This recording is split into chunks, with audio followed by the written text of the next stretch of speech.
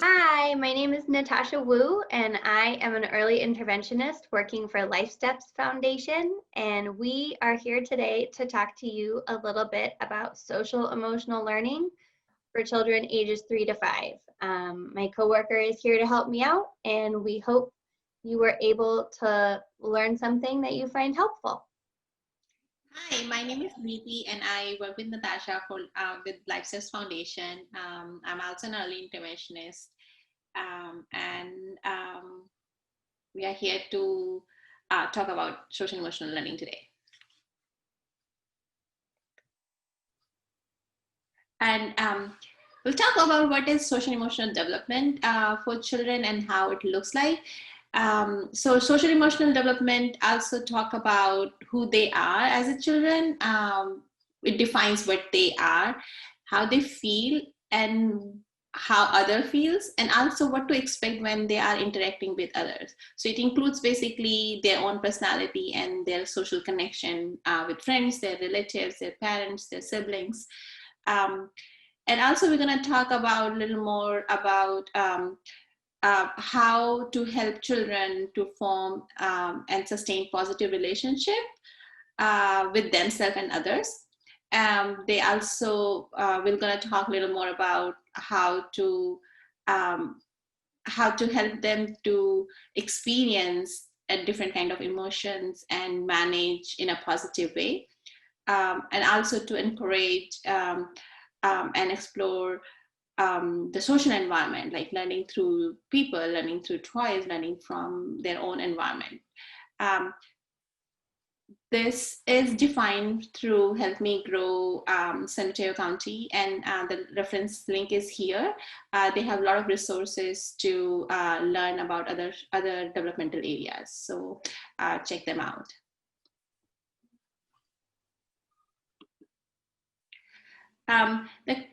We have listed some of the milestones and social skill that children learn through this age range, though we have started from 18 to 20 months because they kind of set up the platform or the ground for other kind of other emotional learning.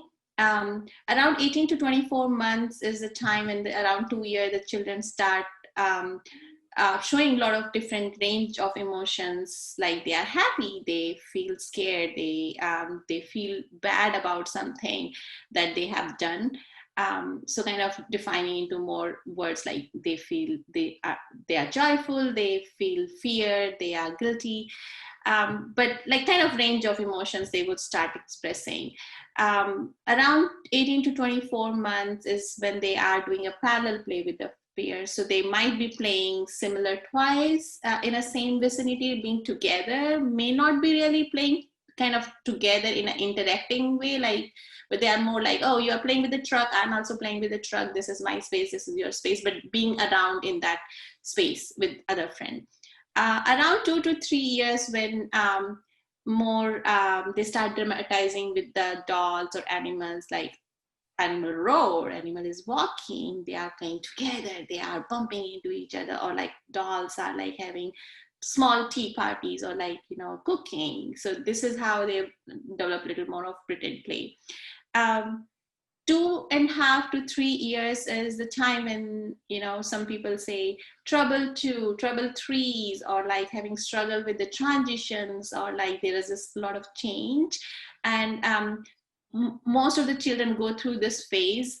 It's just they're learning through these transition, that and also learning their own emotional um, changes happening at this age. Around 3 to 4 year, they will start expressing anger more verbally, like, I'm mad, don't do that, or, do not touch me. So kind of more verbally and expressively. um, 3 to 4 is the age where they actually start playing more interactive with their peers or friends, and and they start more make believe play, like a fireman play, like, oh, there's a fire, let's go run, or kind of, I'm gonna go, or we are playing with the Barbies or like doll houses. So this is a time when they actually start interacting. Oh, I'm washing dishes. You are playing with the baby, your baby's mama. So this is the age, and pretend play keep developing as they grow older. Their language starts developing. So it's kind of interactive together with other milestones. Um, 4 to 5 year is the age when they actually learn what is right and what is wrong.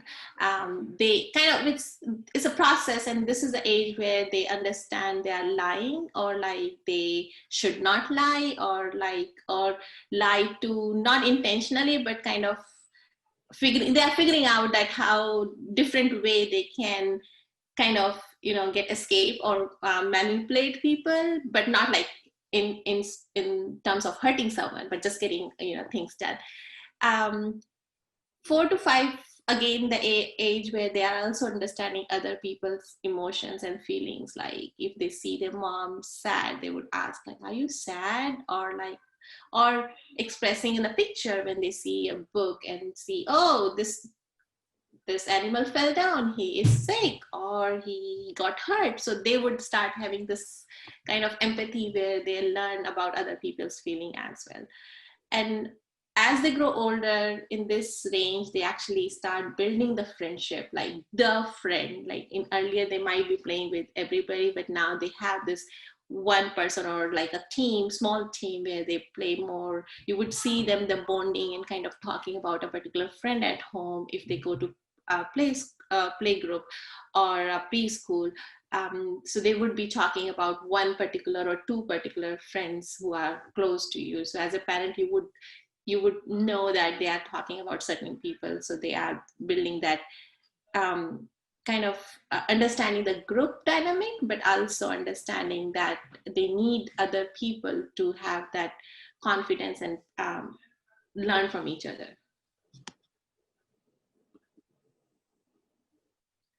There are certain times the children struggle um, emotionally, and there could be other certain reason, but also they are, major thing is they are learning. So even when they are struggling with emotion or expressing their emotions, they're actually in other way learning, because these are the opportunities where they are being emotionally stressed, but as a family member interaction with them, or the other people who are supporting, or caregivers are giving them positive feedback about how they are feeling and how to navigate those emotions. So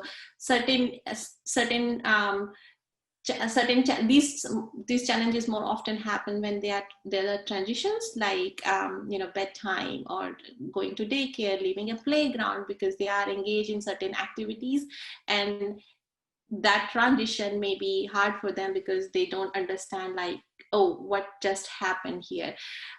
So unfamiliar environment, like doctor's visit, they could be scary, or with the past experience, if they did not enjoy that meeting, or like going to the airport, because it could be a lot of people, or having different people at home, because then that makes you busy and they may not get enough time with you. Another big change happened, like if they have a birth of sibling, or parent going back to work, or if parents are going through divorce, or moving to house. It's like any, even if it's not a negative change, even if it's a positive change, it brings a stress, because it changes the routine, so sometimes changes, even positive changes, bring the stress. So these are the certain situation where children might be reacting differently and expressing their emotions, or they are more reactive to situations. So even going back and seeing like what has been changed in recent days or month, that might be letting the child being more fussy, or being more emotionally sensitive. And during COVID-19, I think that's the challenges has been more hard on families as well as children, because uh, main thing is that people are wearing masks, and also this is not the world they were growing up. It's totally different. So people wearing masks, sometimes it can be scary because you don't see people smile. Smile brings more kind of, it brings a comfort. They are not able to play with their friends or share the space, and also the anxiety of parents giving like, oh, don't touch that, or don't pick that, or we are not going to that friend's house. So kind of bringing that anxiety um, for the safety. But also this is different for children. Missing a family member that they are not visiting them, either because of their own safety or other safety, but like, because of COVID-19, we have gotten to smaller bubbles. Um, and family members or the children sometime at this young age do not really understand what's going on. And I mean, they understand, maybe you have talked about, but kind of the implication of what is happening here. And as I said, like, parental stress, like, this whole situation has brought stress to everybody, but children can also feel it, like what's going on. And on the part that they're learning and not 100% understanding that how the whole situation works. So this era has definitely added a lot of stress or emotional challenges to the children. So children learn best through play, and some of the best ways that parents and caregivers can support their children to further their social emotional learning and kind of, mitigate those tough times that we just outlined is to use play as a strategy. Pretend play, especially for the age group that we're talking about right now, the 3 to 5 year olds who are really kind of coming into their own in terms of understanding make-believe and exploring make-believe, will catch on to this pretty quickly. They might really enjoy it. And you might be able to start dialogues with them about, different transitions or, troubleshooting areas in your life that you might not be able to start just by asking them the direct question. Types of pretend play that are useful include medical play. If you have a doctor's kit, or even if you just have Band-Aids, you can act out, pretend that someone isn't feeling well and you need to take care of them. And what would you do? Oh, would you give them a hug to help them stop crying? And then you might give them a Band-Aid. You can use dolls and animals, or, plastic dinosaurs. It doesn't have to be people. It can really be anything, because, children aren't really differentiating. They might feel like their favorite dinosaur toy has feelings just the way that, you do. And so you don't have to use a baby doll or yourself. You can really use whatever interests your child. We have the example here of this Barbie who is a dentist, and, the little girl is in the dentist chair. Maybe she's having her first dentist checkup ever and she's worried. And you can talk about, how she might feel and the different experiences that happen at the dentist. They might have to shine a bright light. You might have to lay down in a special chair, things like that. And then if your child does go to preschool or daycare, sometimes it can be helpful to act out circle time and have them pretend to be the teacher or pretend to be the babysitter, and just allow them to go over those scenarios, with you at home, to give them a sense of understanding and, knowing what's going to happen next time they have to be dropped off. Some tips for, how best to do this, I would say include dialogue. If you're pretending the teacher, the one example I have here is, welcome to school, students, let's have snack time. And then you can act out snack time. If your child is pretending to be the teacher that day, you can have them set out some pretend food for all their teddy bears, and then remind them to wash their hands before snack time, remind them to throw away their napkins when they're done, and just help with rehearsing those scenarios. If you are doing like a medical routine, you can remind them what would happen during that routine. If we went to the doctor, they would probably check our temperature and, just talk about how that is part of the routine of having a checkup. When you have a checkup at the doctor, they weigh you, they take your temperature, If you need a shot, you can talk about how, that might happen and that, they're there to keep you healthy. You can talk about if you go to the doctor or the dentist, they will look in your mouth, or, they might look in your ears and it won't hurt you and it's safe, and have them, try on you. Say, do you want to use the toy and look at mommy's ears? Or, daddy's ears, grandma's ears, grandpa's ears, whoever's available to play through this with them. And then you can also ask them some more sort of emotional questions, such the one I have here is, does Barbie like going to the dentist? How is she feeling? Is she feeling scared about the dentist, or does she think it's fun? And then, that might encourage your child to open up to you and say, I'm scared about my dentist appointment, or I'm interested. I don't know what the dentist does. And then it opens the door for you to answer more of their questions. So really, pretend play is hugely important for boys and girls. And there's a lot of different avenues that you can take with it.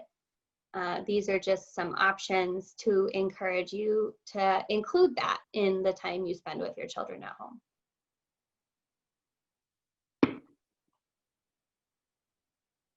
So books and videos are another great resource to help encourage social emotional development in children.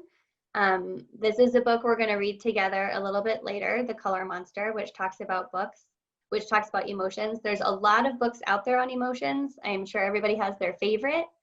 We'll link a couple other favorites. And then in terms of video, I know that a lot of us are trying to limit the screen time of our little ones right now. But if you are, helpfully curating what your child watches, you can find some really good stuff out there about emotions. One of my favorite resources is from Sesame Street, which is sesamestreetincommunities.org. And so you can check out that website, and it has short videos about different areas in life, some of those ones that we mentioned earlier that are a little trickier to deal with. And sometimes watching a show with a character like, Elmo or Abby or Grover, where they talk about how they're dealing with it too, can help your child feel like they're not alone in moving. They're not alone in being worried about going to a new school. They're not alone in not really understanding what it means when there's a divorce or someone starts working outside of the home. They have a lot of different toolkits there that you can use.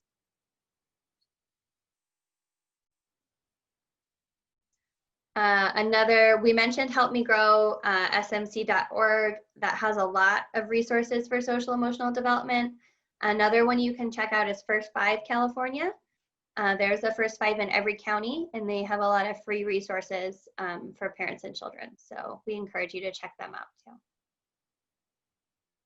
When you are reading a book or watching a TV show, make sure that you're using that time wisely. You're not using it as just kind of zone out time. There's a time and place for zoning out when you're watching your favorite Disney movie, but if you're really watching something or reading a book that is specifically focused on social emotional skills, use some of these strategies to make the most out of it. Point out what you see while you're reading or watching with your child, and then ask them what they notice.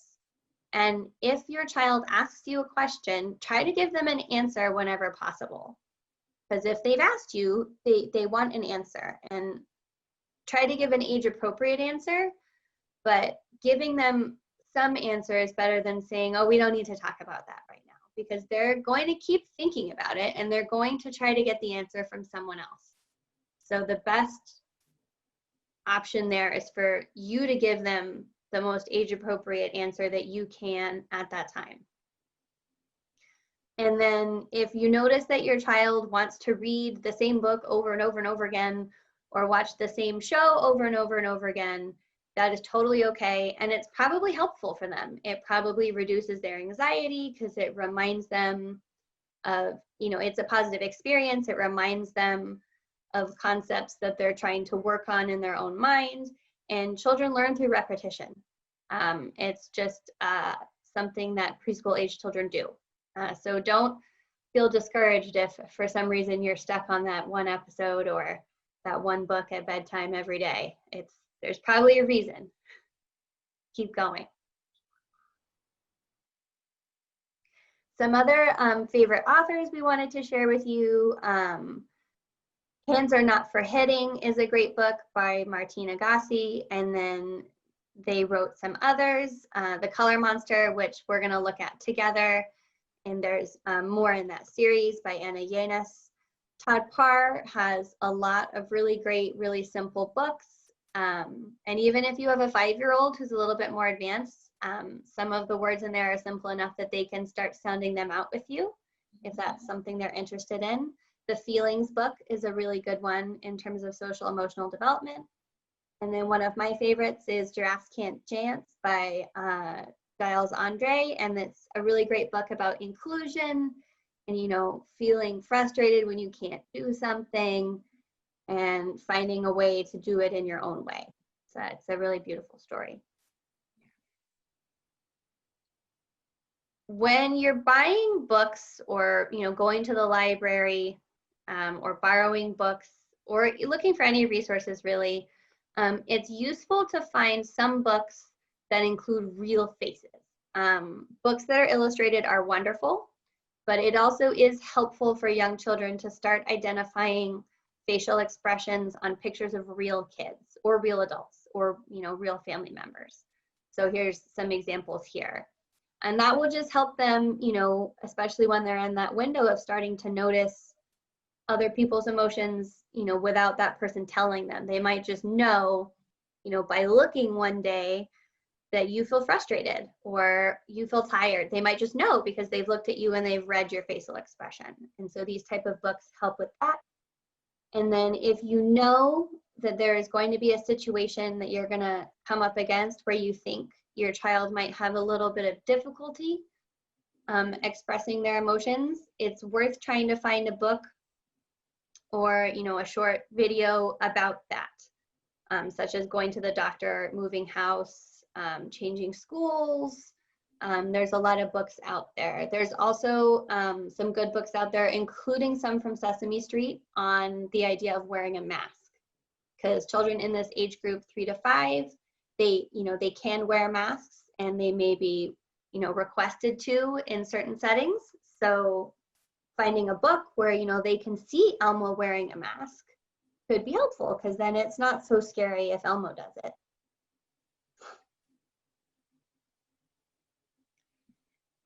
And if you're concerned about certain milestones or like certain changes in emotional presentation, or if you feel like the child is different presenting emotionally than earlier, or his outbursts are more often, or you feel like there are so many strong emotion in their tiny body, it's the time to ask your pediatrician. There are certain time, and if you even feel like there's nothing wrong, to check it out, because sometimes it's just a transition and major changes happening, but it also help you to understand what's going on. As a parent, you are the best judge because you know your child the best. So if you feel for any changes or any concerns, it's always good to ask. But if you feel there's just a transitional phase and you want to wait, that is also okay. But it's just, if you feel like, this is something different, you should check it out. If your child is going to a preschool or play groups, ask teachers about what is, how the child does in the classroom. How does he play with other friends? How does he express himself? Does he express more like aloof, like he's not talking to others, or also like he's being into like little more emotionally, he's being more crying, or it's hard for him to get into the transitions, or it's hard for like his behaviors with other children is not safe, or he's not safe for his own body. So it's always good to check it out, because children may express differently at different situations. Maybe they express differently at home than school, or vice versa. So if there's any inconsistency or any concerns, if the teacher brings, it's good time to talk to teachers and see what different is happening at the preschool as well as at home. So bringing these questions and thinking about those challenges help to think about what is different and how can you use that environmental difference to bring it more consistency so that the child knows how to express, but also gives us an opportunity to think about like how to talk about to those things to the children and bring that part of empathy and developing their own emotions, but also helping them to understand others' emotions. So if you feel like your child is deviating from the milestones we talked about earlier, or as I said, like if you even feel like there's something concerning or different, it's always good to express your concerns to the right people. I'm going to act out a little pretend play to talk about a little more emotions. And I have Barbies here. You can take other small people toys or Lego people, or you can take animals. I just took Barbie because I had it. So this Barbie and this Barbie, they are two friends. They say hi to each other. Hi. Hi. How are you? And this Barbie is walking. Ouch. Oh no. Are you okay? Ouch. Let me check you. Are you okay? Oh, boo-boo. Oh, you're sad. Can I give you a hug?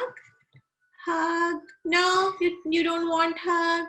No, okay, that's okay. Do you want a Band-Aid? Yes. Okay, let me go and get a Band-Aid for you. Here we go, Band-Aid. I'm just using a tape because we are still pretending. So, oh, boo-boo on your hand. Does it make you feel better? Yes, thank you, friend. That made me feel better. I am happy now. Oh, we are friends. We are giving hugs together. Yay, let's go play together. Bye-bye. So, I mean, you can use any other animal toy, or as Natasha said, dinosaurs or whatever favorite toy your kid has it, so that you can express them and show like how people feel when they fall down.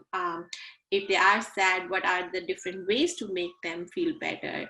And I also added how the other friend said no. So you also teach like these are the opportunity to tell that like, sometimes your other friend may not like it. So giving an option and understanding and taking from others cues that, oh, no, you are not helping me by hugging, but you can help me by getting a Band-Aid or by telling a teacher or mommy. So these are the ways to, so pretend play is the one way to take different scenarios, common scenarios, uncommon scenarios, different scenarios, so that the child knows that in different scenarios I can use different emotions, but as different strategies to navigate those emotions.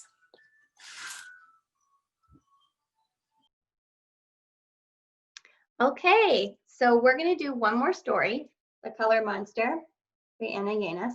So I hope you check her stuff out. And just like Niti did, I'm going to point out things that are happening in the story. And I'm also going to ask some questions to, encourage the listeners, the little ones, to think about what they're reading. This is The Color Monster. Today he woke up feeling confused, and he doesn't know why. Are you all mixed up again, Color Monster? This is his friend. She's going to help him. Your emotions don't work well when they're all jumbled up. Look, he's all scribble-scrabble. You should try to separate them and put each one in its own jar. If you'd like, I can help you make sense of how you feel.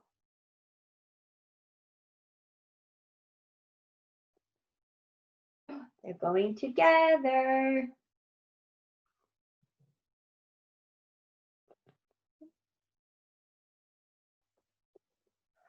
This is happiness. It shines yellow like the sun and twinkles like the stars.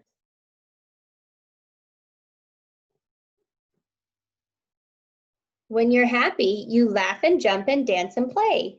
You want to share your happiness with everyone. So on this page, you could ask your little one, what do you do when you feel happy? And see what they say. And you could even ask them, what do you think I do when I feel happy? And then they might tell you something about yourself. This is sadness.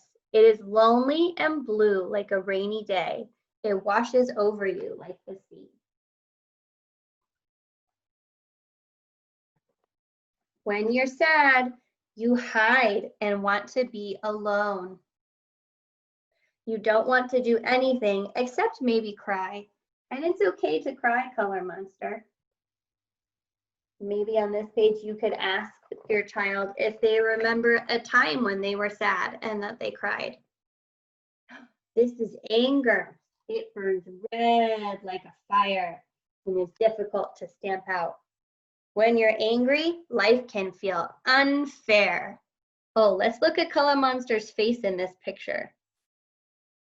He has a frown, his eyebrows are together, and he's folded his arms. Those show me that he's angry. Sometimes you want to take out your anger on others, but I will be nice to you, Color Monster, and your anger will disappear. What do you think that Color Monster's friend could do when she's being nice to him that might make his anger disappear? I think maybe she could hold his hand, or they could go for a walk. This is fear. It hides away like a mouse in the night. His eyes are so big. He looks very frightened.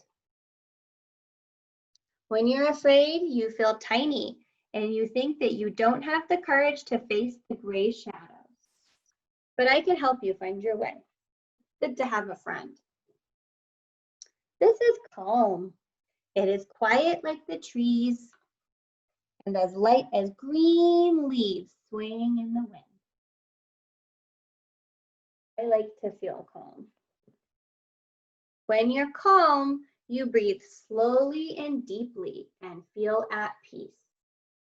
This page is a good reminder to encourage your children to take deep breaths when they need to.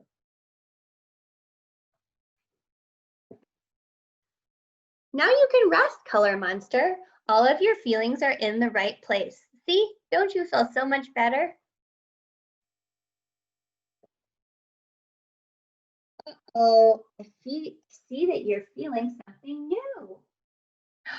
It's pink. You look different, Color Monster. Tell me how you feel now.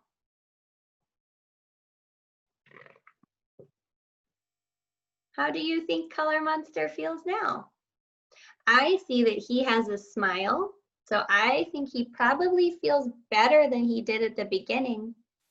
And I also see some hearts, so maybe he feels love for his friends, or maybe he feels thankful. I hope you enjoyed the book. All right, well, that's it from us today. We hope you found something from this presentation on social emotional learning for children ages 3 to 5 helpful. And we encourage you to look at the resources that we provided links for if you would like more information. Bye. Thank you. Take care. Take care. Bye-bye.